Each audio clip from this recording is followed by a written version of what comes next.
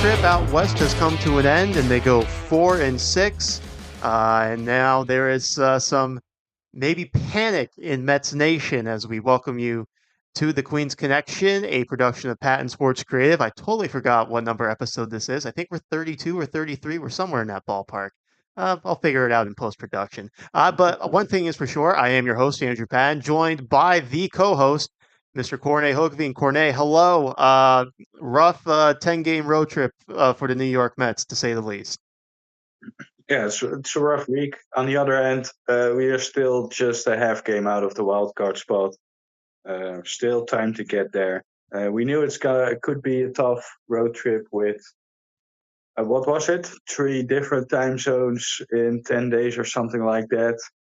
A lot of travel, obviously. That doesn't provide much help for your ball club. We got that out of the way. The Mariners were just too good. The pitching staff was just too good. So move on, and now still not that much out of it. So still anything is still possible, but obviously you wanted more than the week that we had. Yes, the last time we spoke with each other, the Mets had finished the first 4 games, going 2-2, taking one in Anaheim and winning that makeup game against the Cardinals. So they were off to Colorado and Seattle for the next 6 days. They took 2 or 3 from the Rockies and got swept by the Seattle Mariners, and they only scored one run against the Seattle Mariners again, who have the best pitching staff in Major League Baseball. So that doesn't help too. That you face definitely two of maybe their top two pitchers in Logan Gilbert and Luis Castillo. They didn't see Brian Wu. You could argue that Brian Wu was their third best pitcher, but at least two of the top three they faced in this series. And we'll just do an overall kind of a look back at this road trip, because it was obviously an important road trip. All these games are important now, this juncture of the season, and to kind of have some of the performances the Mets did in this series or in this road trip was,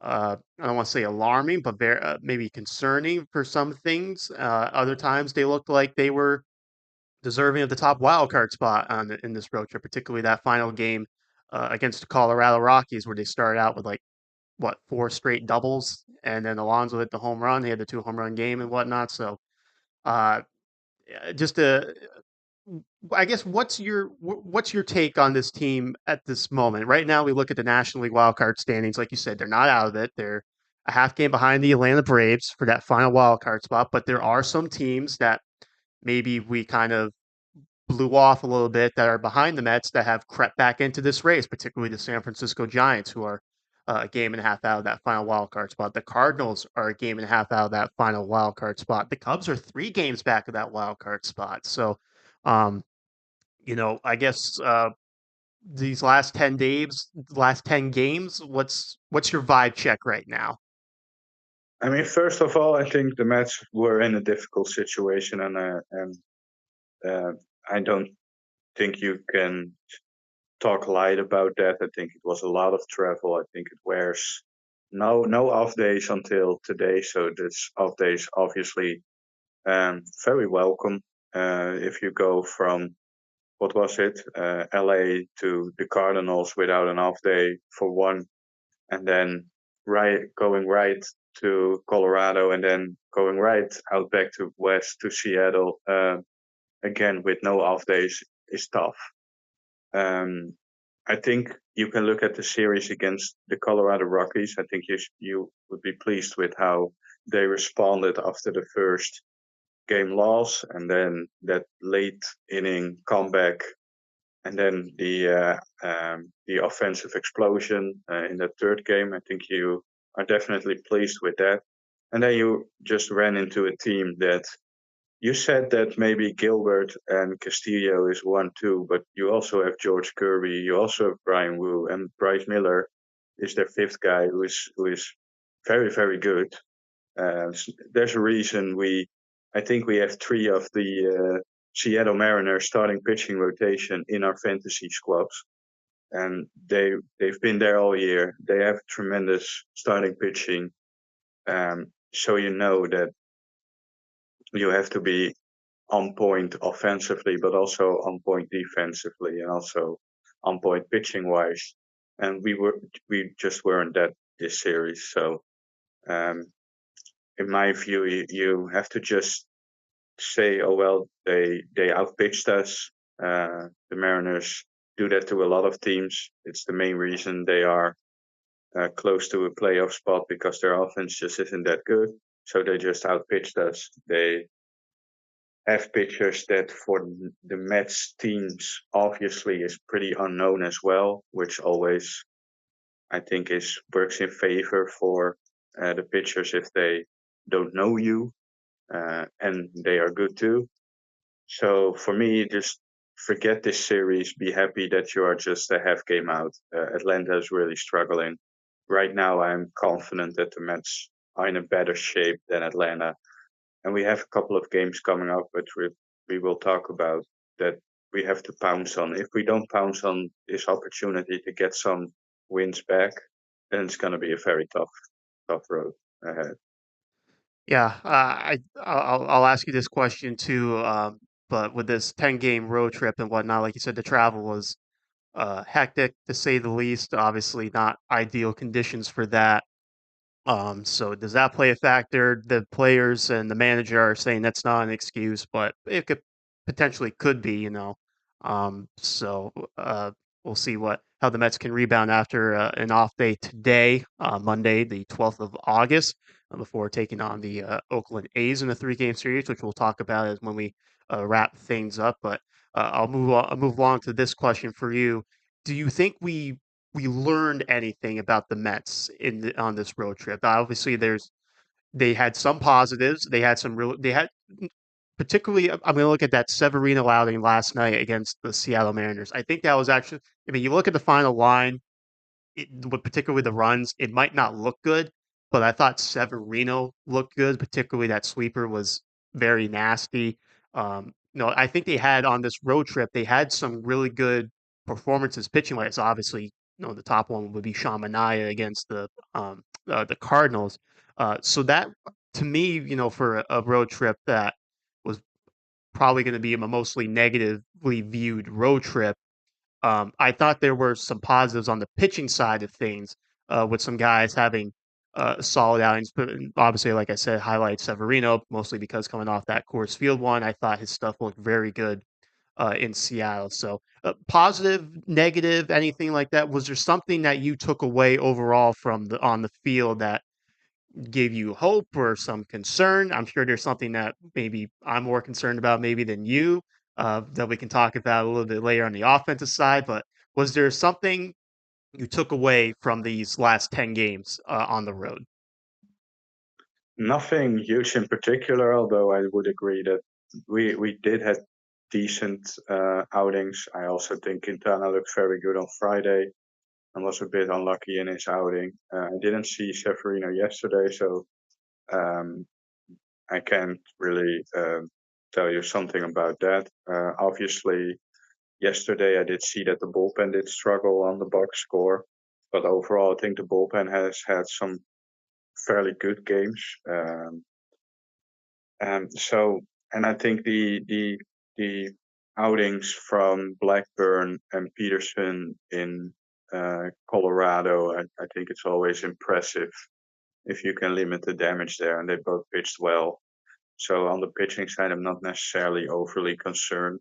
Um, Offensive side, I mean, we saw some issues with runners in scoring position. I think we had a good game on Thursday, but this you can say, and I think it's obvious that Mendoza and the players say that it's not an excuse, because if you would say that that is an excuse, that you will get a whole thing over yourself, and the Mets are viewing it as looking for excuses to the losses. But I think that the combination of facing probably the best pitching staff in the game and the road trip they had before, also coming out of the thin air in Colorado. I think that's also something you uh, maybe need a day to really, reacclimate things. Um, so I think they just got outpitched. And I think it's a fair assessment to see where the offense is facing Oakland. And after that, Baltimore probably um, in the next homestand. And I think after that week, we can really truly say that this was a fluke or this was a start of an offensive troublesome series. I do think along the lines of the offense, people talk about the big boppers, Alonso, Martinez, as those guys that are going to kind of maybe drive the offense a little bit. And I would disagree with that. I don't know how many people feel that way, but I have seen that kind of banted about that the Mets offense goes as Alonso goes. And I would disagree. I think it's the two guys at the top of the lineup. If they're going in Lindor and Nimmo, I think the offense is going. I mean, we just look at that stretch they had basically from the beginning of June to the All Star break. It was Lindor and Nimmo who were just on fire, and the offense, everyone else was following suit. I think it's those two guys that really drive the bus for this team with the bats. And if they're not going, which unfortunately they particularly Nimmo has not been going since the All Star break. We're now kind of almost creeping up on a month back in action post All Star break, and he hasn't hit a home run. I think he's only got 3 RBIs, something like that. So he's obviously really fighting at the plate. And Lindor, he's had his moments as well, but there are other times when he has those multi strikeout games. He just kind of looks a little out of sorts at the plate. So if those guys are going, I think the offense is going. And right now, overall, I wouldn't say both those guys are uh, at their best right now. So I think that's mostly why the Mets offense is struggling. I mean, the Alonso stuff you were talking about on the broadcast last night about his lack of production and runners in scoring position. That's something we've talked about like ad nauseum on here. I mean, we can go down that road as well, but um, really, it's Lindor and Nimmo that are the most important players on the offensive side for this team, in my opinion. Yeah, I mean, we have seen the proof of that in their hard stretch. I think those two guys were the best bets out there. And yeah, you're right. Now with a maybe a start of a cold stretch. Let's hope not. We see Nimmo and Lindor struggle. It's tough for every hitter though to have consistently good months. I think um, it's reasonable that those guys will have their struggles. Maybe it's time for other people to step up and keep us like Martinez, JD Martinez did before we got into that hard stretch in that was it Padres series way back where he carried us. So maybe it's time for now for some other guys to carry us now. Um, but oh well, yeah, it sucks. We are not out of it. It also feels like after being swept that the world is it's turning the wrong way.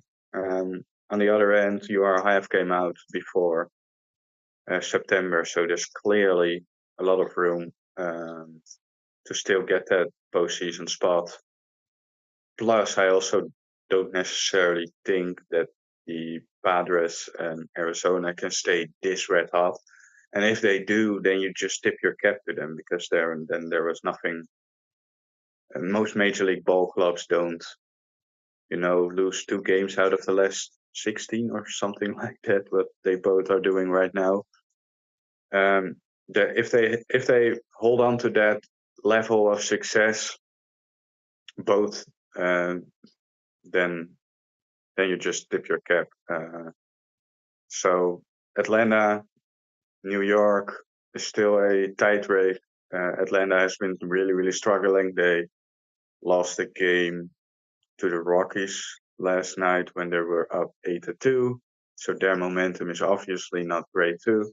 So try to turn the momentum against the Oakland Athletics, and then hopefully in our next episode we will talk a lot differently about this ball club than after a sweep right now. So my conclusion is I'm not necessarily that alarmed,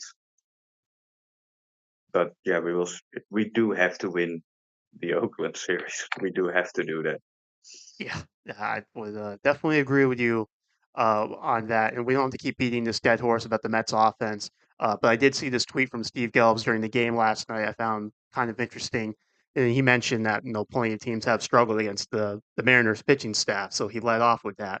But he says, since the All Star break, the Mets offense has scuffled for the most part. They've scored 96 runs in 23 games back, but 44 of them have come in just 4 games. So the other 52 have been scored in the other 19, and that's about 2.74 runs per game. So obviously, I think it shows what we talked about. No, particular like that Colorado game, the final one.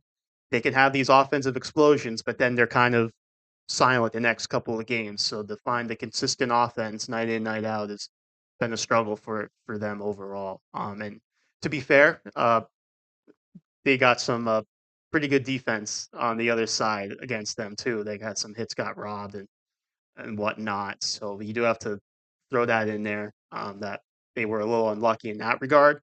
Uh, but They but probably wouldn't have won anyway with those hits, but yes, yeah, the Mariners just outplayed us in all parts of the game. They played great defense. They were good on the bases. I know that Saturday game started off with a Robles double, and then Alfie, lobbing a ball back, and then Robles went to third. Those kind of things they did, and we just got caught flat-footed on defense on all cylinders. And I do believe that partly that's the Mariners, but it's also partly the tough schedule. So I'm very, very curious how the Mets will respond tomorrow. yeah, no question about that. And they're going to need some guys to pick it up if they want to not slip out of this thing. I told you my little rant that was probably a little irrational on the text chain the other day, but um, I there are just some guys that making some money, looking to get paid that not necessarily aren't getting the job done right now overall. So if they want to get paid, they got to pick up the pace here. So that's Yeah, just I think nobody knows who you're talking about no. right now. That's have no idea who you mean. Maybe the guy who's a -6 outs above average. Maybe that guy. What? Yeah, Yeah, that's yeah. Not a good. So who could it be? no, that's And there's also a free agent coming up, so yeah, yeah, it narrows the options a little bit. yeah. But yeah, but let's look. You gotta look to him. He's got to pick up the pace. He had that nice game against the Rockies, but it's pretty much been the same thing from day one of the season. Just he has a good game, couple of good games, and then he goes silent. So Pete Alonso's gotta get it going. We're speed. Yeah, who'd you think I was talking Oh, about? JD. JD doesn't play the field. I know you knew who of I was course I talking knew it about. was speed. I know. Even the people in North Korea knew who I was talking about. Yeah. So Oh, maybe they. yeah, Maybe not. maybe That's not. that's that's maybe a little bit of a stretch. And Maybe a little bit of a stretch. A little bit of a stretch. But so like we said, the Mets half game out. They're currently 61-57. Coming back home to play the Oakland A's. So hopefully so then they had the Marlins over the weekend and then the Orioles. So a 9 game homestand.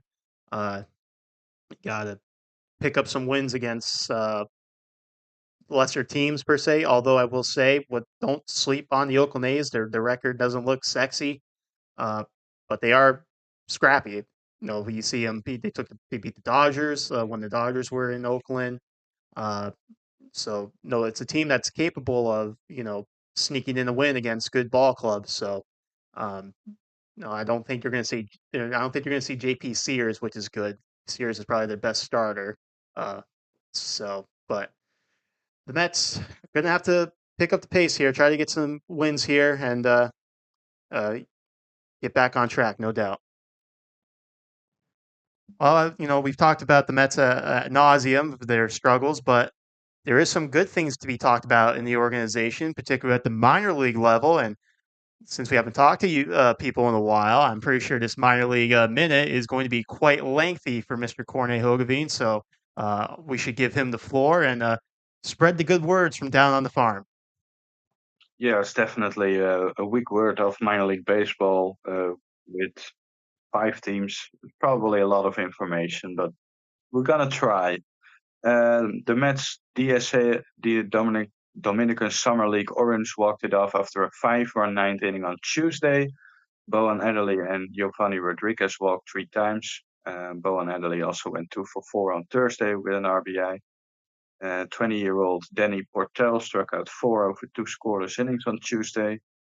And he struck out at 2 in a save on Thursday. He now has a 1.59 ERA for the Venezuelan lefty with 9 strikeouts in 5 and 2/3 innings. 2 hit days for Diogo Diaza, who started August great, and Haniel Germán. Alex Acosta had a nice Friday, going 3 for 3 with a triple. Anthony Crespo had a nice outing, allowing just 2 over 5, striking out 6.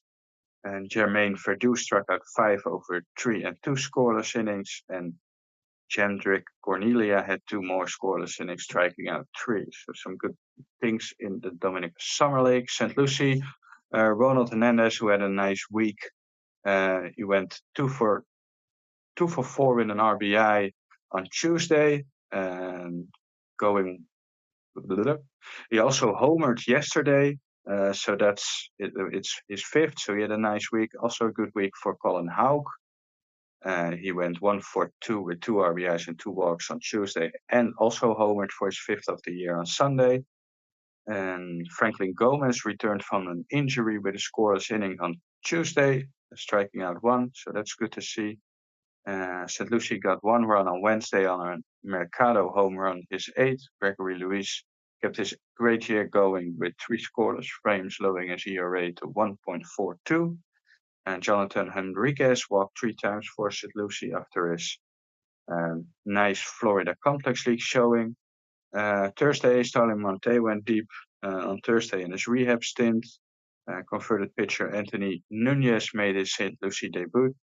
He struck out the side, hasn't allowed a run in 3 outings since the Mets converted him from a third baseman to a pitcher.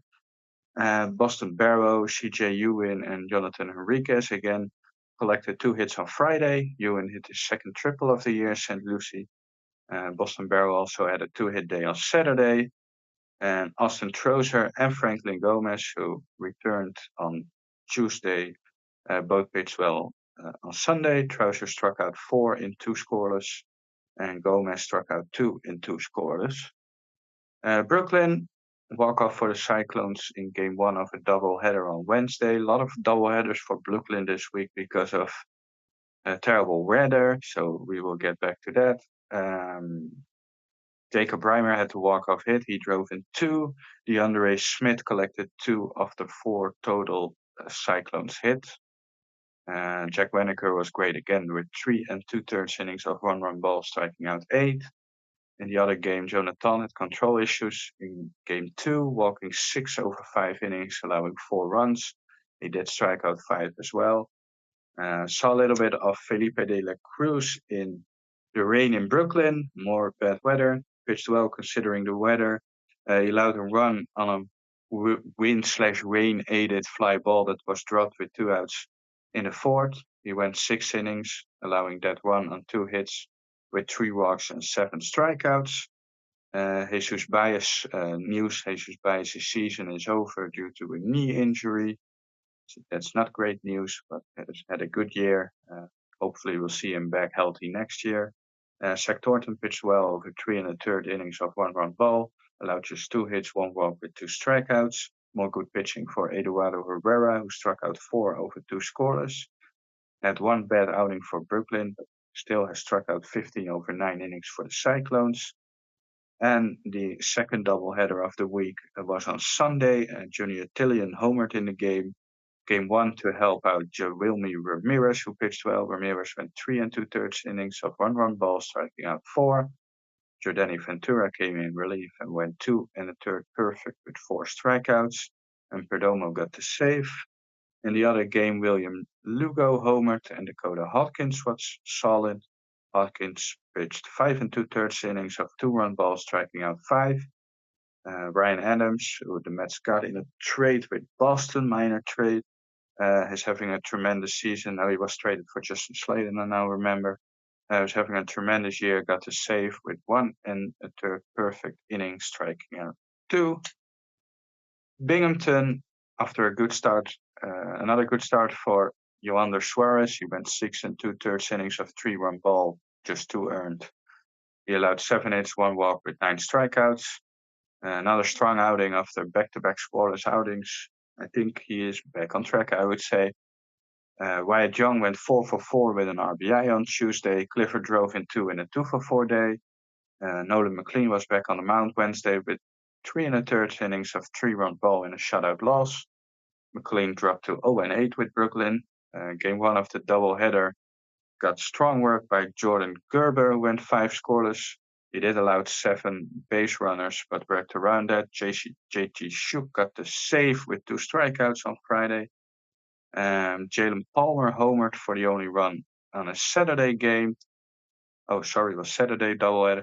Game 2, it was Palmer, his 8th of the year. It was enough for Jonathan Pintaro, who bounced back with 5 scoreless innings, allowing just 2 hits, no walks, and 5 strikeouts. And yesterday, a big home run for Matt Rudick in the top of the 10th. He drove in 3 with a 3-run homer. Luis Moreno was good again with 6 and 2/3 innings of 3-run balls, striking out 6.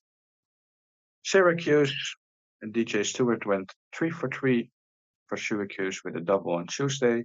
Acuna also doubled and drove in 2 in a pinch hit assignment. Carlos Cortez drove in 3, and Pablo Lopez homered in the Tuesday win. Tyler McGill allowed 4 runs over 5 innings in his return to AAA. Reed Garrett, who is now back with the big club, struck out 3 in the scoreless frames, and Fujinami got the save, striking out 2 in an inning. Luis Acuna, who doubled in a pinch hit assignment, was back in the lineup the day after and went 2 for 5 with a 6th home run and a double. Dominic Hamill and Jarvis both struggled in a Wednesday loss. Hamill allowed 5 walks over 3 2/3 innings of 3-run ball. Jarvis allowed 5 runs, 3 earned over 1 2/3 innings as his AAA struggles continue. I was able to watch Brennan's pro AAA debut. He was tremendous for most of the innings besides the third when he got rocked for 6 runs. Ended up going 4 2/3 innings with 4 strikeouts. Lost a little bit of the velo in that third inning after reaching 100 early. Luke Ritter and DJ Stewart homered on Thursday. Ritter hit his 23rd of the year, going 2 for 3. Like Binghamton, Syracuse also had a doubleheader on Saturday. In Game 1, Tidwell struggled again, allowing 5 runs over 5 2/3 innings. His ERA stands at 5.87. Brett Beatty hit his 12th, a 3-run homer against Quinn Priester. Syracuse did win Game 2 after Vassell pitched well. He allowed 2 runs over 6, striking out 8.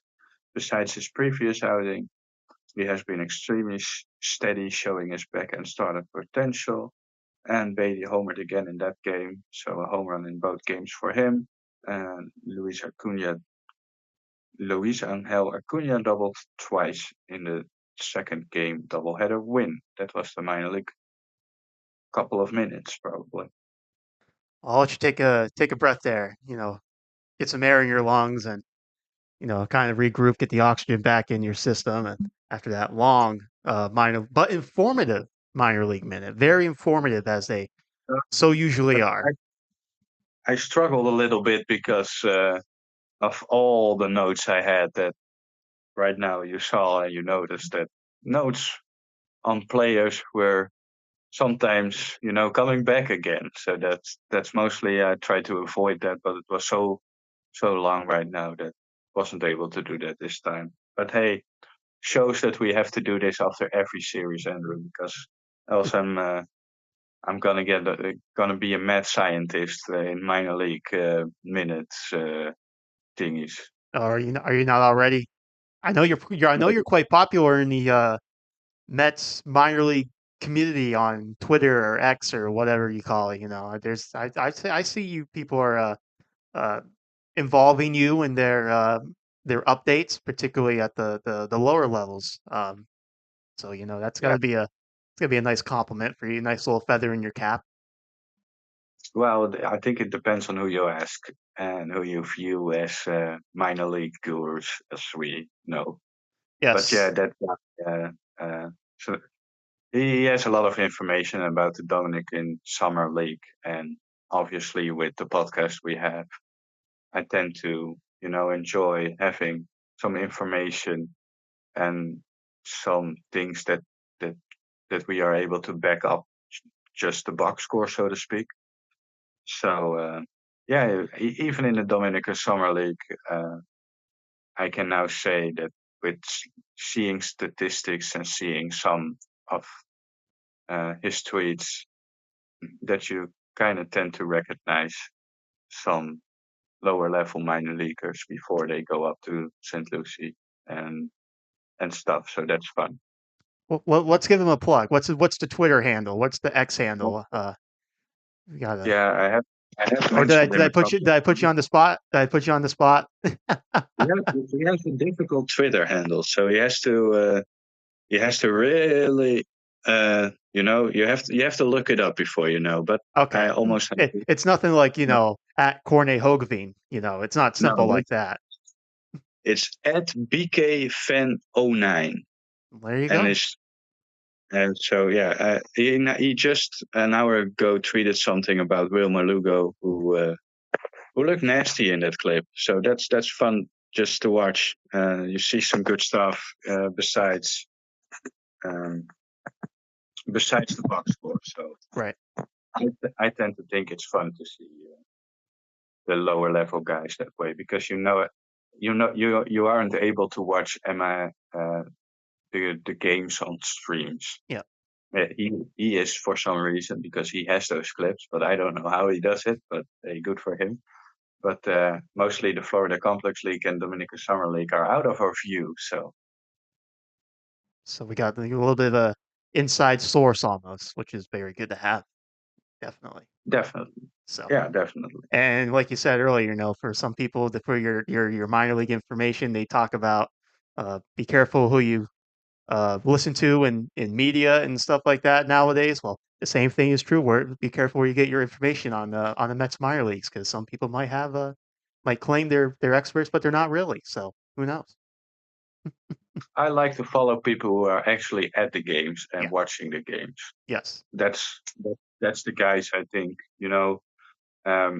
He is uh, mostly just watching the Dominican Summer League Mets and the Florida Complex League Mets. Yes, he has an opinion about all the others, but what he shares is what he sees, and I applaud that intent of you know we do our minor league minute. Uh, that's mostly box scores, so I'm not gonna say that what I tell people is just as good as what he does. I think he does a better job. Obviously, he has a little bit more ways as I am in the Netherlands. So I'm not as good at accessing the ballpark because I'm a bit too far. But I do try to watch some minor league games and then give my opinion about it. Yeah.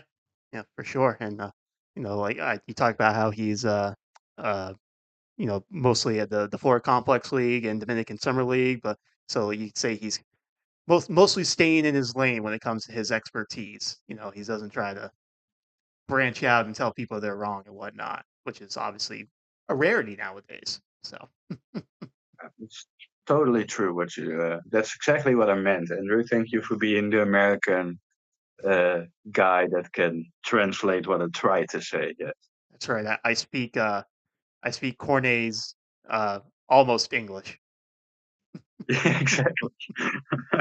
Well, That's a good way to obviously, put it. yeah.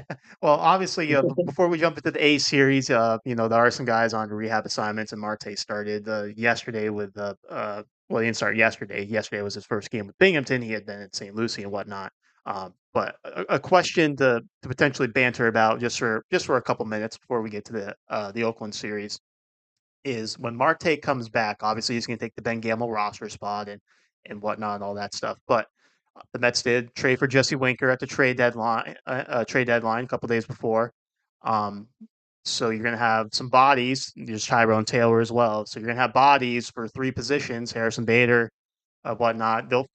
I, I'm sure they'll find a way to get people in the lineup and whatnot. But it's going to be interesting to see how Mendoza and his colleagues work through that for the last month and a half of the season, because obviously they like Marte, they want him to play, but they know that he's I don't want to say crippling, but his body has failed him a little bit the past couple of years, particularly those legs. You went out to get Jesse Winker. Um, Tyrone Taylor has been a solid soldier for you this year, and we know Bader's a good defensive center fielder and can contribute offensively every now and then. So, four guys right there, uh, two spots because Nimmo's occupying one most of the night. So, is it just going to be purely matchup based for guys, how they're going to rotate people in your mind? Or what do you think is the best course of action to get those guys in the lineup and keep them fresh? That's a tough question. I think I would still have Jesse Winker being out there against right-handers at least for the start of the game. I could see that, when you have a lead, that you feel good enough with a guy like Tyrone Taylor to be a defensive replacement. I think he has shown that he's a very capable defender. So I think we see that role maybe a little bit more used for Tyrone, maybe a little bit earlier than you see. And I think that's probably the same with Marte, by the way. I think we're going to see Tyrone Taylor a lot, but not just mostly not to start the game, probably, but no, mostly to get in there, sixth inning or something like that, with a lead. You would also play some center field. I do believe that right now with Nimmo scuffling, you might see Nimmo getting a day somewhere. Maybe have Winker in left and Marte right or something like that. So I think Taylor will get some playing time in center field with Bader.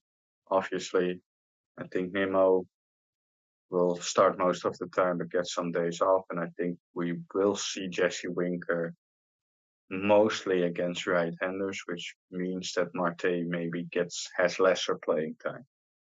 That's what I would do, and that's also what I think should happen.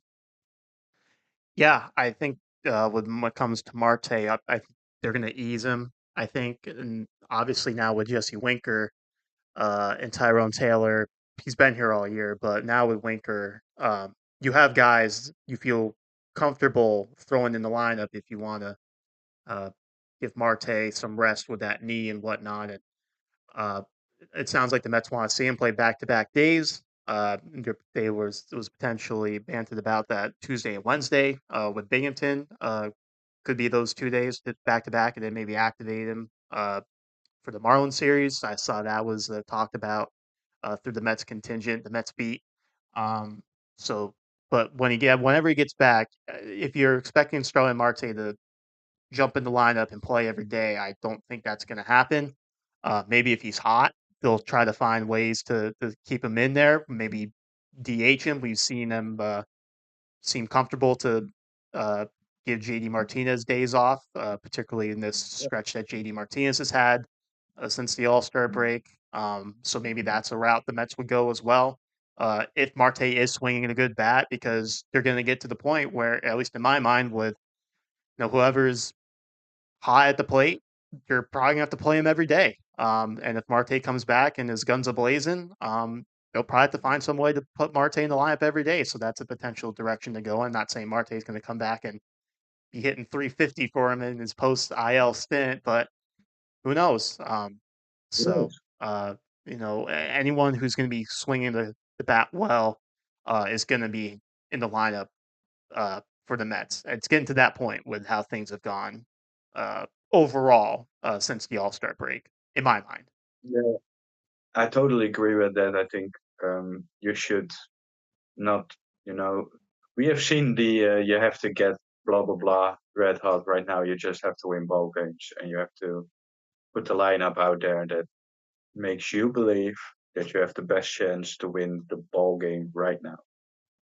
Yep, yep. That's the course of action the Mets probably gonna have to take as they continue to fight for a playoff spot. So we'll see what happens these next 3 days with the Oakland Athletics visiting City Field. The last time the Oakland Athletics will visit City Field.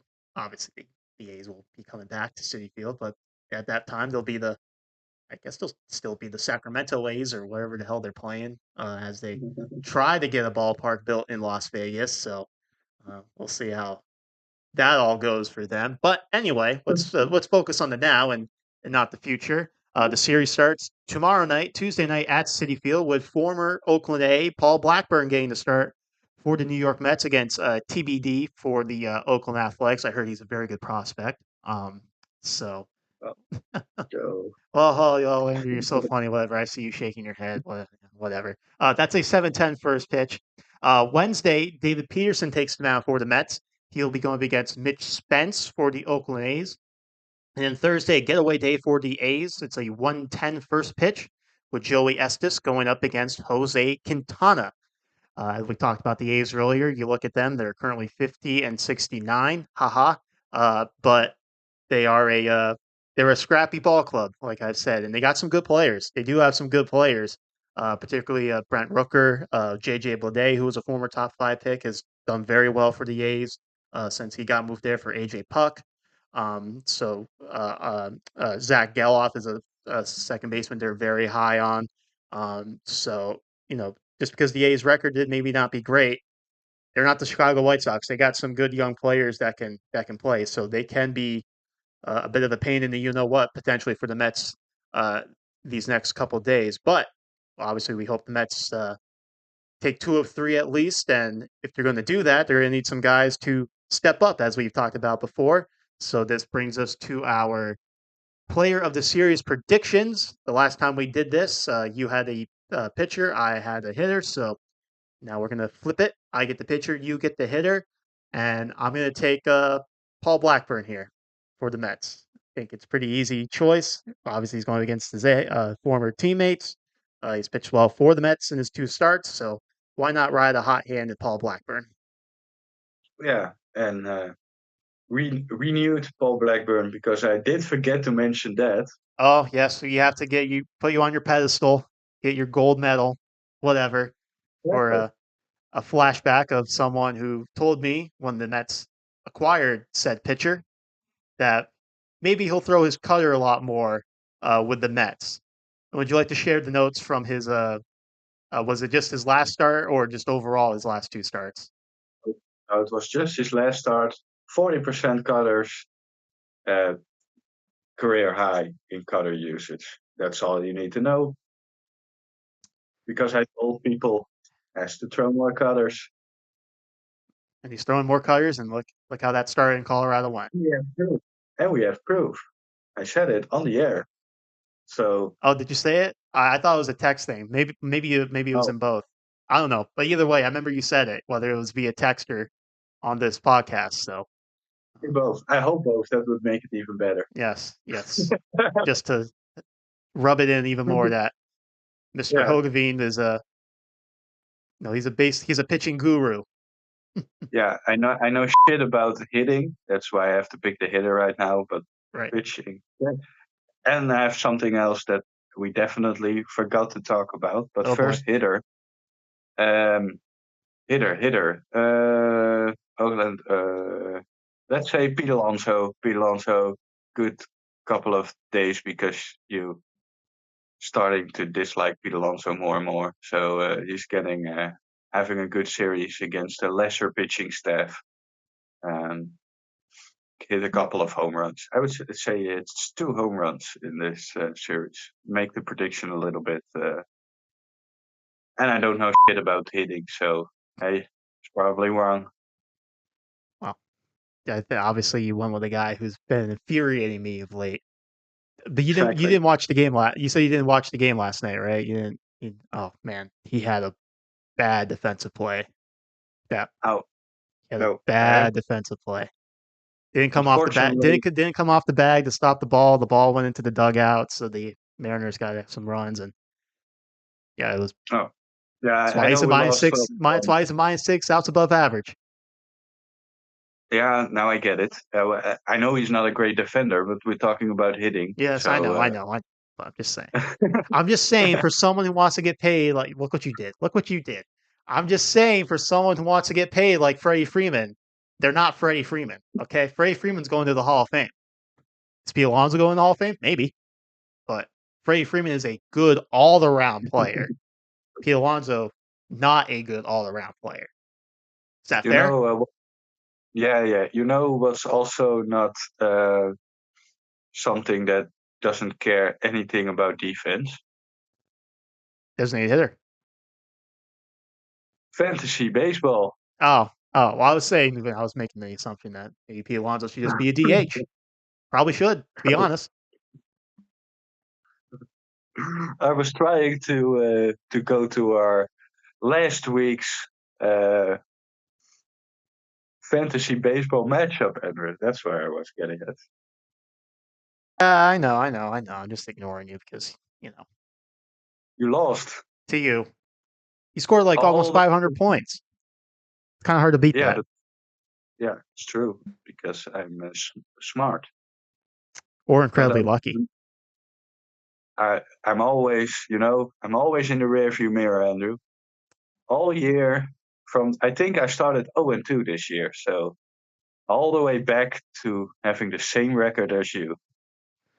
Yes, the Mets are not the only team that's in a tight race for. Well, at least we're both going to make the fantasy baseball playoffs, so I guess it's just a matter of who's going to get the 1 seed. Exactly. Yeah. So. Yeah, which I think if eventually doesn't really matter as well. So yeah, probably not. No, it's about getting in. Anything can happen. So yes, okay. all right. I think we've bantered long enough. I think we'll wrap things up here. So thank you, sir, for Sounds joining good. as always. Good minor league minute. Thank you. Good talking points today, and enjoy this 3-game series with the Oakland A's. Hopefully, we'll have some more positive things to talk about this series. Yeah. Still, Mets fans, we are still in it. I see all around Twitter and social media that the Mets suck and we're out. We're not out. We're still in it. Go to the ballpark. Let's go, Mets. The wise words from Mr. Cornejo Gavin as we wrap up the Queens Connection. This was episode number 33. I did look it up. A production of Patton Sports Creative. You can follow the show on Twitter, X, whatever you call it, at Queens Podcast 41. We're also on Facebook. Just search Queens Connection there as well. Make sure to like, subscribe wherever you listen on Spotify or YouTube. We thank you for listening and enjoy the 3-game series against the Oakland Athletics.